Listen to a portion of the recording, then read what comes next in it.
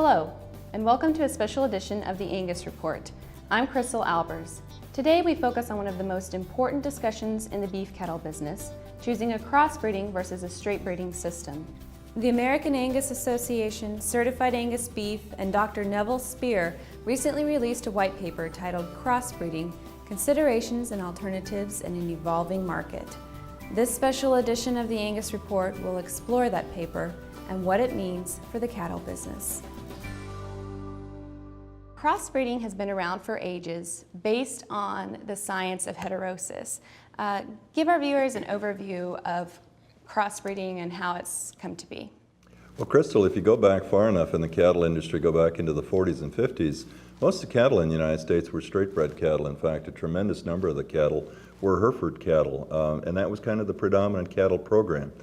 In probably the 50s, early 60s, we first introduced Charolais, and then the Continental breeds came behind. And so we really introduced crossbreeding at that point in time. Those breeds brought a lot of growth to the progeny. They brought a lot of heterosis, hybrid vigor. And so the real advent of heterosis and crossbreeding in the beef industry was in the 60s and early 70s. And it really improved the industry, it changed the industry, but it also then drove a lot of the other breeds to start re-examining the kind of genetic information they were providing. And so the industry started evolving and changing, but heterosis played a big role in really making the kind of cattle we have in the industry today. And Nevil, your paper discusses that directly, that heterosis benefit. But one point that's made is that not all producers are taking advantage of that. Well, I think there's probably a number of reasons.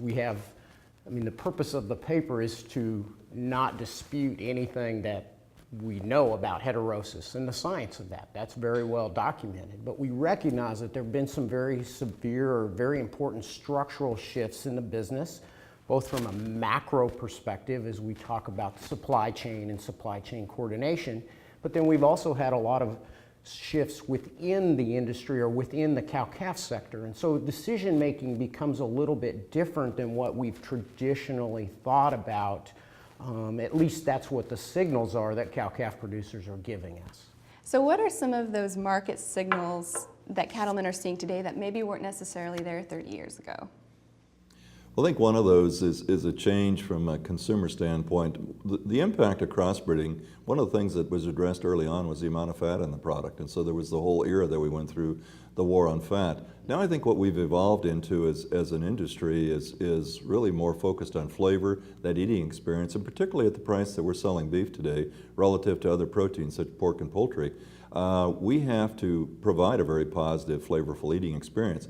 But the signals are also the economic signals that have occurred in the industry. We had the advent of really grid marketing starting to occur in the mid to late 90s, where all of a sudden premiums were being paid for creating that flavorful eating experience.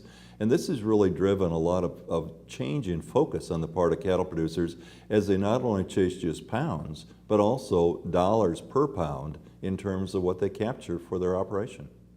I think that's a really important point. The other side of that too is the issue of consistency. While we also were battling fat, we also began to recognize in our business that we had a lot of consistency issues. And then as you begin to get the retail and the restaurant side sort of pushing back into the supply chain, they want to ensure some kind of supply continuity. So you get all of these convergence of these factors going on that really begin to change the overall marketing structure. It's a structural shift in how we ultimately market our product versus what we traditionally did was just a cooler sift and hope that that was good enough, and that probably didn't work real well for us. So would you then say that the beef cattle business has shifted from strictly a commodity-based system to more focus from a value-added standpoint?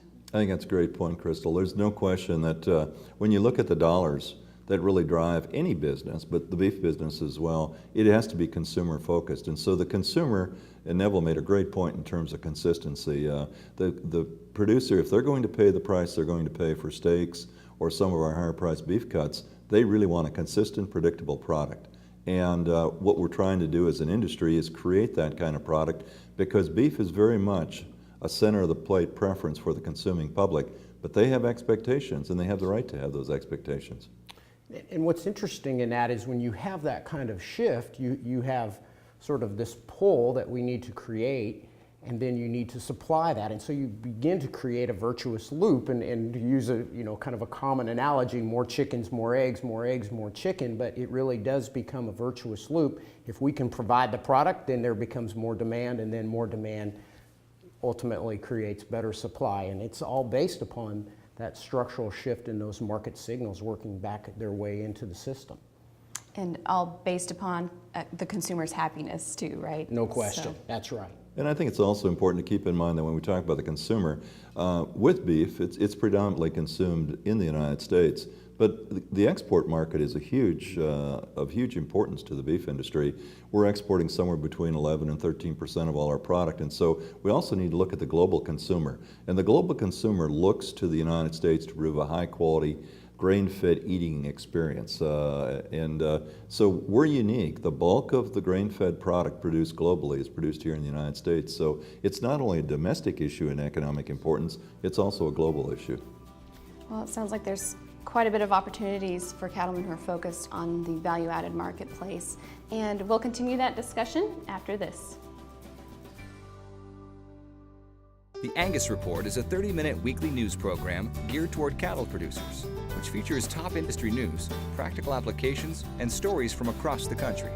Produced at the American Angus Association in St. Joseph, Missouri, the Angus Report airs every Monday morning, with repeats throughout the week on RFD TV, rural America's most important network.